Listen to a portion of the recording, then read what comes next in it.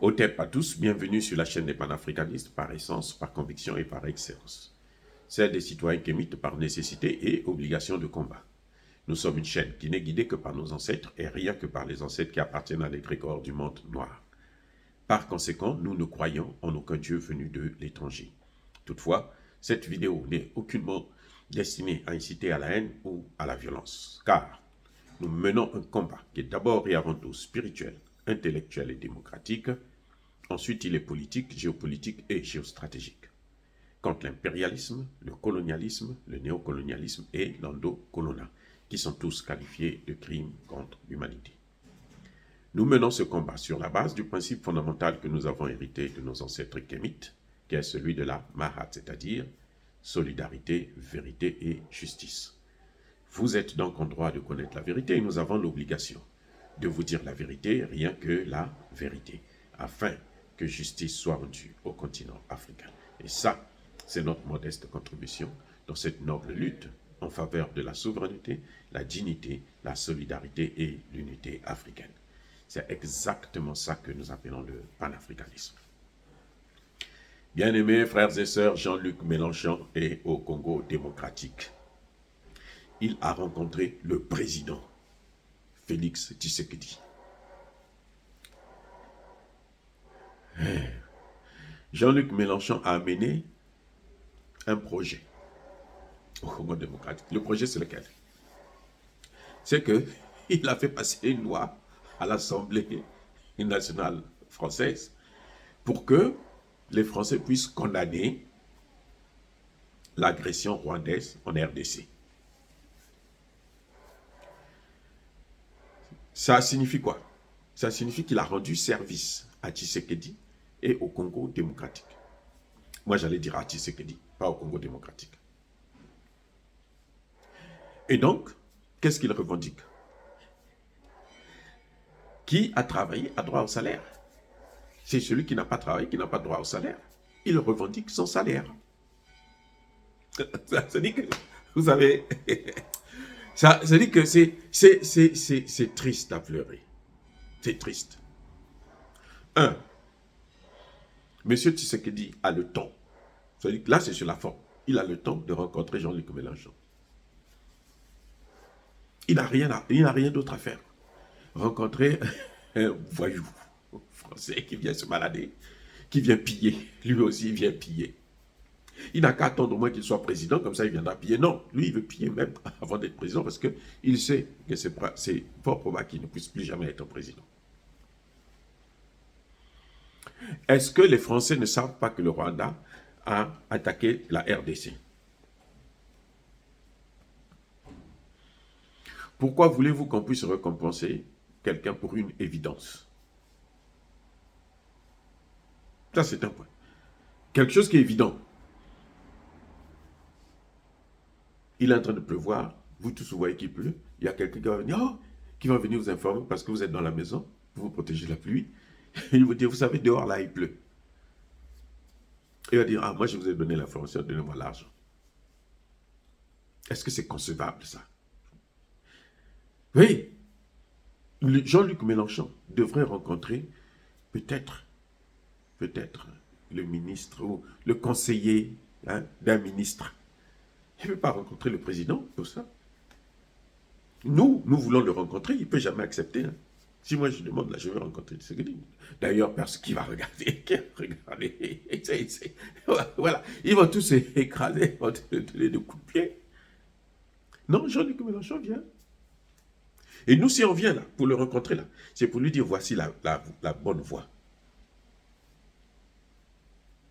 Jean-Luc Mélenchon, il vient pour dire, non, moi j'ai posé une motion de censure là, il faut que l'Assemblée puisse condamner. Parce que Jean-Luc Mélenchon n'a pas des ordres à donner au gouvernement, non. Il peut faire passer une loi, un projet de loi à l'Assemblée. Bon, écoutez, on va condamner l'agression de la RDC. Mais c'est une évidence. On n'a pas besoin de ça. On n'a pas besoin que la France puisse le dire ou puisse le faire. Parce que c'est la France qui le fait, qui soutient le Rwanda. C'est les États-Unis qui soutiennent le Rwanda. Quand les États-Unis soutiennent le Rwanda, la France, la Belgique, l'Allemagne, l'Angleterre, tous ces pays-là, ils soutiennent le Rwanda. Parce que les États-Unis, c'est le grand patron de l'OTAN. Et tous les autres pays de l'OTAN, quand c'est les États-Unis, ils suivent. Vous voyez? Donc, Jean-Luc Mélenchon n'a rien fait de bon pour le Congo. Moi, je ne trouve pas. Si encore Jean-Luc Mélenchon était venu dire à Tshisekedi, écoute, nous, en France, nous n'avons plus d'armes, parce que la France n'a plus d'armée.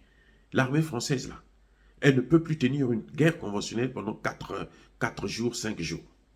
Donc, nous te conseillons, comme on voit comment Poutine est en train de donner des chaos à l'armée ukrainienne, soutenue par tout l'OTAN, va chez Poutine pour aller acheter des armes. Ah, ça c'est un conseil qui mérite d'être payé. Oui, puisqu'il encourage. Encore que, puisque nous le faisons déjà, donc on n'est pas payé, nous, mais on ne demande pas un salaire.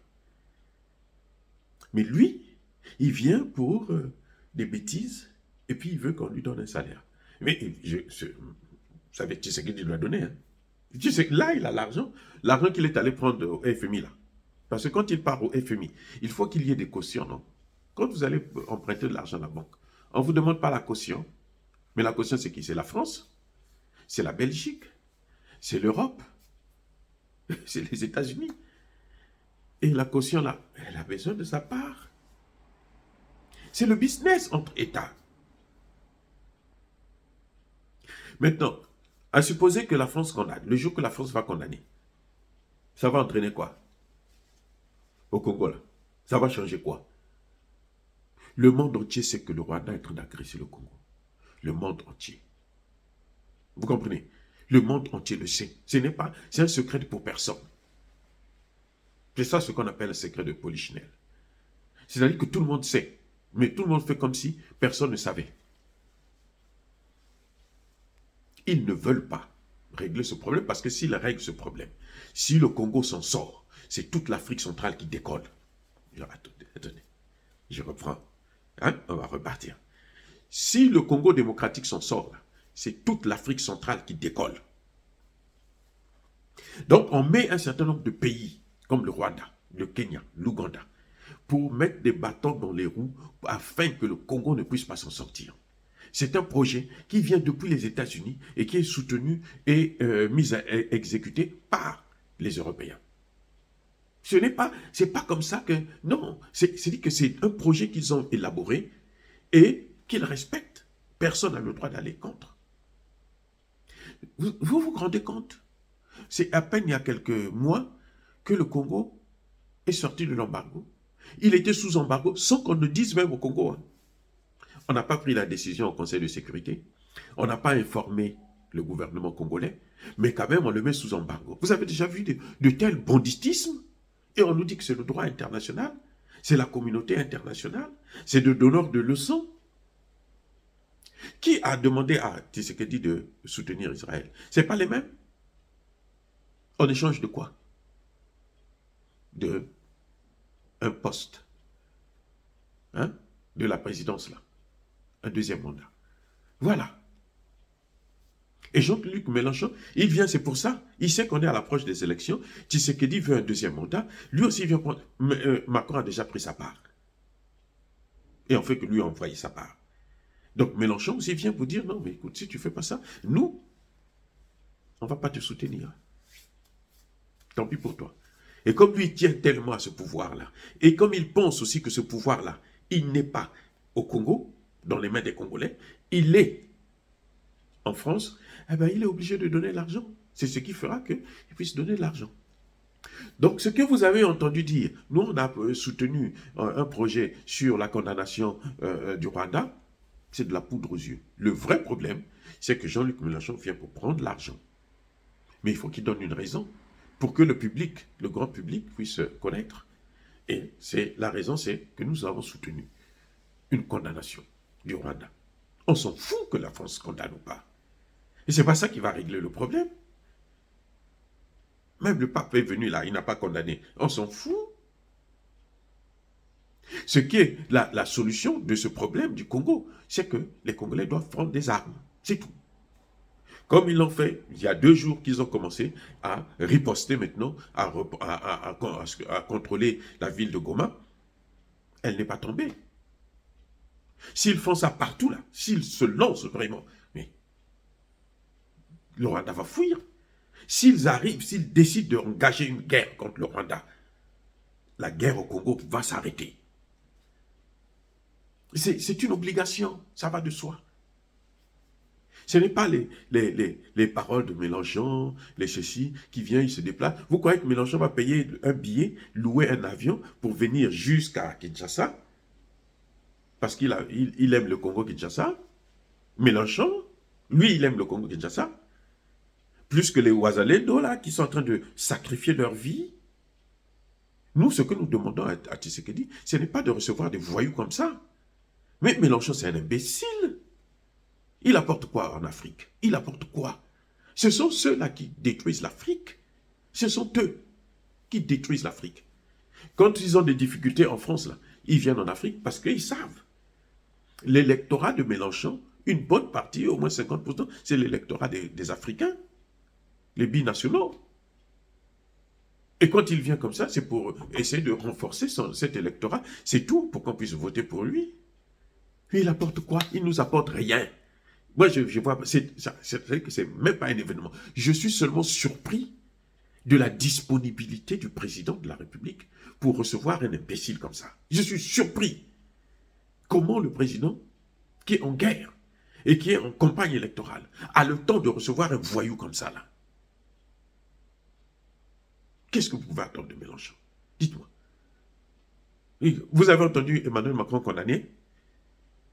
Mais même le Sénat, là, l'Assemblée nationale peut condamner, là. Personne ne va le savoir en Afrique. Oui. Tant que ce n'est pas Emmanuel Macron qui va parler, tant que ça ne va pas sortir sur RFI et autres. Mais au grand titre, là. Non. Et ils ont des... Mais attendez, demandez à notre frère Alain Foucault, qui est sorti de là, j'espère que maintenant il va parler, demandez-lui comment ça se passe. Comment ils font pour manipuler l'information? Comment ils font pour utiliser l'information pour une bonne information pour tuer des Africains? On vous fait croire que c'est une bonne information, mais cette information vous tue. Le Congo, ça fait déjà 15 millions de morts. Tshisekedi n'a pas le temps pour recevoir Mélenchon. Mélenchon est là depuis, il fait la politique depuis combien de temps? Ça, c'est, je crois, sa 3e candidature qu'il vient de rater là. Et c'est maintenant qu'il se souvient du Congo. Non, il est venu prendre sa part. Comme le pape était venu prendre sa part. Comme Emmanuel Macron était venu pour prendre sa part. Chacun vient prendre sa part. C'est le marigot de papa. C'est le marigot de l'Europe. C'est pour ça qu'eux, ils disent que c'est la jungle. Ils disent que l'Afrique leur appartient. C'est notre chose. C'est ça, ce que vous voyez là. Ce n'est pas la politique. C'est la criminalité. C'est le banditisme international. Si Mélenchon était sérieux, il conseillerait Tshisekedi de se tourner vers la Chine, vers la Turquie, vers la Corée du Nord, vers l'Iran, parce que là-bas, il aurait le matériel militaire à des prix très abordables. Il devrait demander à Tshisekedi de former plus de soldats. 40 000, c'est rien pour une population de 120 millions d'habitants. Le Burkina Faso qui compte 21 ou 25 millions d'habitants, il a formé 100 000 en un an. Et lui, depuis 5 ans, il n'a même pas formé 10 000. C'est maintenant qu'il va former les premiers quelques milliers de soldats. Maintenant. Pendant 5 ans, il n'a rien fait. Mélenchon n'était pas là pour venir lui dire non, écoute ceci. Ils entendent que maintenant, il y a les Ouazalenko qui sont sortis. Les Ouazalendo sont en train de reprendre du terrain et l'armée commence à se relever. Maintenant, ils viennent pour dire non, écoutez, nous, on a demandé la condamnation, nous, ceci, nous, cela. Et au lieu de venir apporter des vrais conseils, et Tshisekedi se plie pour écouter des imbécilités de ce genre. C'est grave, ça. Non. Il faut que l'Afrique arrête, les Africains, les dirigeants africains, arrêtez de jouer comme ça. Arrêtez de nous ridiculiser. Si vous êtes bête, faites-le pour vous, mais ne nous ridiculisez plus. Parce que les jeunes, là, ils ne veulent plus entendre ça. Vous croyez que quelqu'un qui est à Goma, là, il connaît Jean-Luc Mélenchon? Parce que Jean-Luc Mélenchon a déjà fait quoi? Vous avez vu le nombre de manifestations contre les Palestiniens et en faveur des Palestiniens en France? Vous avez déjà eu une manifestation comme ça? Contre la RDC, plutôt le Rwanda? Vous avez déjà vu ça? Oh, mais attendez, comment on va être si nul? C'est-à-dire que on peut commettre une erreur une fois, deux fois, trois fois, quatre fois, cinq fois, 10 fois, ça devient grave. Et ça, c'est le problème de beaucoup de leaders africains. Et que Tshisekedi sache que le pouvoir, là, ce n'est plus en France. C'était en France, c'était en Belgique, c'était aux États-Unis. Maintenant, là, c'est chez nous. Parce que tout président qui ne va pas faire ce que le peuple lui demande de faire, tôt ou tard, on aura sa peau. Mobutu était comme ça. Il servait les États-Unis. Et là, les États-Unis étaient la première puissance mondiale. Ils étaient les plus forts. On a quand même pu le descendre. Vous allez me dire que c'est avec l'aide des États-Unis eux-mêmes. Mais on l'a descendu. Donc même vous, dis ce que dit, tôt ou tard. Kabila était là, non? Kabila ne voulait pas partir, non? Qu'est-ce qui est arrivé? Il n'est pas parti. Oh, bien-aimés frères et sœurs, écoutez, pour moi, Mélenchon, c'est un baladeur. Il est venu se balader au Congo et malheureusement, il a reçu un chômeur au trône présidentiel, qui n'a rien à faire et qui a son temps pour recevoir n'importe qui. Dès qu'il voit que c'est un occidental, c'est un leucoderme, allez, il tremble. Pour lui, j'ai le respect. Voilà, c'est malheureux. C'est indigne d'être africain, d'être congolais, d'être bantou. Parce que les bantous, là, c'est des gens qui se respectent. C'est la crème du monde entier. Les plus intelligents du monde, là, ce sont les bantous. C'est là, au Congo, là, hein, qu'est né les mathématiques. Que sont nées les mathématiques, j'allais dire. Au Congo, là. Je vous parle de l'os d'Ishongo. C'est au Congo. Ça dit que spirituellement, c'est un pays qu'on ne devait pas toucher. Et quand on parle du Congo, moi je ne parle pas seulement du Congo démocratique. Non, le Congo, je parle du Congo avec K. Où vous avez le Congo-Brazzaville, le Congo-Kinshasa et l'Angola. La capitale se trouvait d'ailleurs à Banza-Congo, c'est-à-dire en Angola. Donc, il faut qu'on arrête à devenir comme si on était les plus imbéciles de cette planète. Non, on ne l'est pas. Si Tshisekedi l'est, ce n'est pas tout le monde. Dire cela, c'est inciter à la haine ou à la violence. Non. Encore une fois de plus, bien-aimés frères et sœurs, Yaba, colère, soyez bénis, je persiste et je signe. Soyez abondamment bénis par le Dieu des Kémites et par nos ancêtres angélici. Mais que tous ceux qui persécutent le continent africain le pillent et le déstabilisent, qu'ils soient noirs, blancs, chinois, arabes, indiens ou qui qu'ils soient punis, maudits, foudroyés, neutralisés, écrasés, effacés par le Dieu des Kémites et par nos ancêtres angélici. Vive l'Afrique éternelle, j'ai dit et j'assume.